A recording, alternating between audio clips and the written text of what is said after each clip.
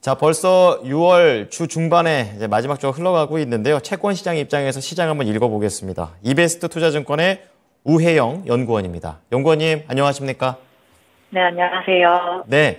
자, 우선 주중 채권 시장 흐름 어떻습니까? 워낙에 이슈가 좀 많은 것 같습니다. 여전히 주요국들, 유로나 같은 중앙은행들은 통화 긴축 기조를 이어나가는 분위기인 것 같아요. 그래서 긴축에 대한 추가 우려 인상 이런 것들에 대한 경계심이 남아있는 상황에서 앞서서 설명해 주셨다시피 지난 주말 러시아 민간 용병 기업인 바그너 그룹의 무장 반란에 따른 안전자산 선호 심리까지 더해지면서 다소 금리의 상승과 하락 요인들이 굉장히 혼재해 있다라고 보시면 될 것 같습니다. 더욱이 미국 경제 지표 같은 경우는 양호하게 계속해서 발표가 됨에 따라서 여전히 좀 연착륙에 대한 기대감이 남아있는 것 같습니다. 다만 이번 주에 뒤에 자세히 말씀드리겠지만은 추가적인 개인 소비 지출에 대한 지표가 또 추가적으로 좋게 나온다면은 이 또한 이제 금리 상승 요인으로 작용을 하겠죠. 종합을 해보면은 여전히 금리가 한 방향으로는 흘러가기가 굉장히 어려운 시장일 것 같다라 말씀을 드리고 있고요. 더욱이 이번 주 같은 경우는 이미 오늘 벌써 이제 수요일인데요. 목요일과 금요일 이렇게 우리나라장 같은 경우는 미국 금리의 움직임들 내지는 연준이라든지 ECB와 같은 주요 중앙은행들의 발언들 이런 것들에 따라서 금리가 굉장히 상승과 하락이 반복되는 굉장히 혼조세가 나타나는 한 주가 되지 않을까라 말씀을 드리고 있습니다. 네. 자, 워낙에 이제 볼 게 많기 때문에 기준을 좀 잘 잡아야겠구나. 좀 이런 생각이 드는데 오늘 아주 제목이 눈에 쏙 들어오는 것 같아요. 이제 채권 투자를 할 때 중요하게 봐야 될 지표를 딱 3가지 뽑아주셨는데 그것과 관련된 내용 좀 더 자세히 들어보고 싶습니다. 네, 워낙 채권 시장 같은 경우는 평소에는 그게까지 관심이 없었던 자산군이었던 것 같습니다. 하지만 최근에 금리라든지 통화정책의 결정 이런 것들이 굉장히 드라마틱하게 바뀌면서 굉장히 채권에 대한 매력도나 관심도가 높아진 시점인 것 같은데요. 지금 이제 채권 시장을 바라봤을 때 어떤 걸 중요하게 봐야 되냐라고 하면 크게 3가지로 좀 꼽아보면 첫 번째 같은 경우는 근원물가 상승률이라고 말씀드릴 수 있을 것 같습니다. 물론 이제 중앙은행들이 바라보는 물가 목표 수준 이런 것들은 헤드라인 물가 목표예요. 에너지라든지 식료품 이런 것들이 포함된 물가 수치가 대부분의 중앙은행들이 2%를 이제 기록할 수 있도록 통화 정책을 운용을 하는 상황인데요. 최근에 좀 더 주요 깊게 봐야 되는 지표는 이제 물론 헤드라인도 중요합니다만은 근원 물가 지표가 어떻게 흘러갈지가 관건이다라는 말씀을 드릴 수 있을 것 같습니다. 근원 물가가 중요한 이유는요.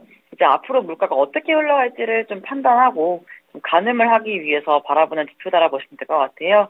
근원 물가 같은 경우는 에너지라든지 식료품 같이 좀 변동성이 높은 애들을 제외한 물가 지표이기 때문에 기초적으로 물가가 어떻게 흘러갈지를 좀 시사해 줄 수 있는 지표거든요. 만약에 한국도 그렇고 미국도 그렇고 하반기 중으로 물가, 특히 근원 물가 상승률 둔화 속도가 되게 더디다라고 하면 추가 인상이라든지 아니면 매파적인 이야기들 또는 추가적인 긴축의 도구들 이런 것들을 활용할 수 있는 하나의 가장 큰 포인트가 될 수 있기 때문에 사실 근원 물가가 굉장히 중요하다라고 말씀드릴 수 있을 것 같습니다. 두 번째로 보셔야 되는 지표는 당연히 통화정책 결정이겠죠. 단기물과 장기물 좀 구분해 보자면, 네, 통화정책 결정이 추가적으로 인상이 된다라고 하면 당연히 단기물 금리 중심으로 더 강하게 상승할 수밖에 없는 시점입니다. 연준에서 지난 6월달 FOMC에서 연내 추가 2차례 인상을 시사한 만큼 향후에 또 추가적인 인상을 더 강하게 시사할지 실제로 금리를 인상할지 이러한 통화정책 결정 여부가 금리의 움직임들을 좌지우지하는 가장 중요한 포인트가 될 것이고 채권 시장에 투자하실 분들은 굉장히 중요하게 바라봐야 되는 지표다, 결정이다라고 보시면 될 것 같고요. 마지막으로는 기대 인플레이션입니다. 앞서 언급드렸듯이 물론 근원 물가든 헤드라인 물가든 실제 물가도 굉장히 중요하지만 또 한 가지 중앙은행들의 책무는 중장기적인 기대 인플레이션, 앞으로 물가가 어떻게 흘러갈지에 대한 심리 이런 것들도 되게 견고하게 잡혀있는 것이 중요합니다. 만에 하나 기대 인플레이션이 안정되지 않을 경우에는 이러한 것들이 실제 인플레이션으로 이어질 수 있을 만한 기대 가설로도 존재하죠. 그렇기 때문에 기대 인플레이션이 또 빠르게 안정되는지 시장에서 볼 수 있는 기대 인플레이션이라고 하면은 팁스 물가를 반영한 채권이 있습니다. 팁스에서 명목금리를 뺀 BEI라고 하는 지표를 보는데요. 이러한 BEI와 같은 시장 지표를 본다든지 아니면은 미시간 기대 물가 기대 인플레이션 내지는 우리나라 같은 경우도 소비자 신뢰지수에서 발표되는 기대 인플레이션 이런 것들 보시면서 추가적인 하향 안정이 되는지 여부가 사실은 중앙은행들의 추가적인 책무, 추가적인 의무, 추가적인 행동이 필요한지를 판가름하는 데 있어서 되게 중요하다라고 말씀드릴 수 있을 것 같아요. 네, 말씀 들어보니까 쉽고 간결해서 우리 투자자들이 관심만 가지면 될 것 같습니다. 자, 그렇다면은 주중에 발표되는 지표들 중에서 봐야 될 거는 어떤 게 있을까요, 연구원님? 네, 앞서 제가 강조드렸던 것처럼 지금 물가 지표가 발표가 될 예정입니다. 미국의 PC 물가 지표가 발표가 될 예정인데요.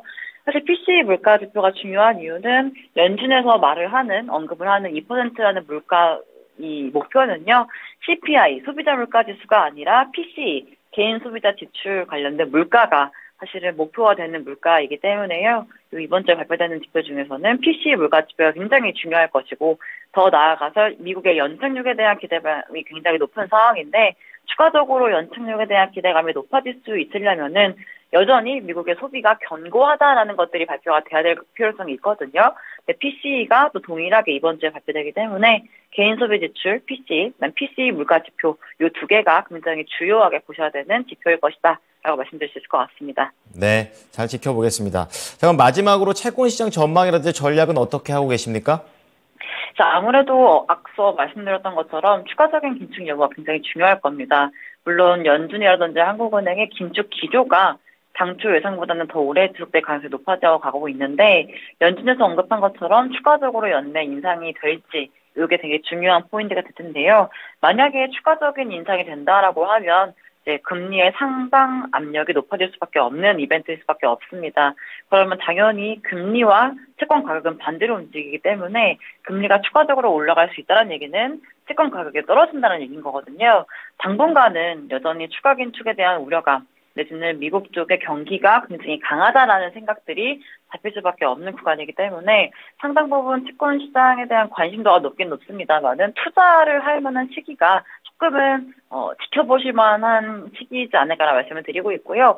오히려 이제 7월달, 9월달 FOMC라든지 한국은행 금통위를 소화해 나가면서 실제로 전망대로 경제가 정말 좋을 것인지 정말 연내 연착륙이 될 것인지가 더 이렇게 명확해질 수밖에 없을 거예요. 특히 3분기 기준으로 발표되는 지표들은 1분기, 2분기에 본 것보다는 다소 둔화가 되는 흐름들, 양상들이 나타날 가능성이 높기 때문에 사실 지금 바로 투자하시기보다는 조금 더 지켜보시고 3분기 말쯤에 투자를 하시는 것도 나쁘지 않을 거라고 말씀을 드리고 있고요. 오히려 단기물 금리는 추가 인상에 대한 우려감이 지속되면 지속될수록 떨어지기가 어렵습니다. 금리가요. 그러면 중장기물에 대한 매력도가 조금 더 나을 수밖에 없다.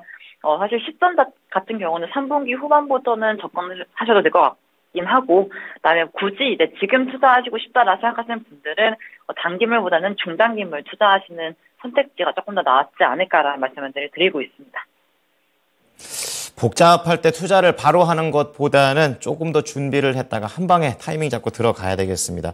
오늘 내용 잘 참고하겠습니다. 감사합니다. 네, 감사합니다. 네. 자, 오늘 채권 플로우는요, 이베스트 투자증권의 우혜영 연구원의 의견 들어보셨습니다.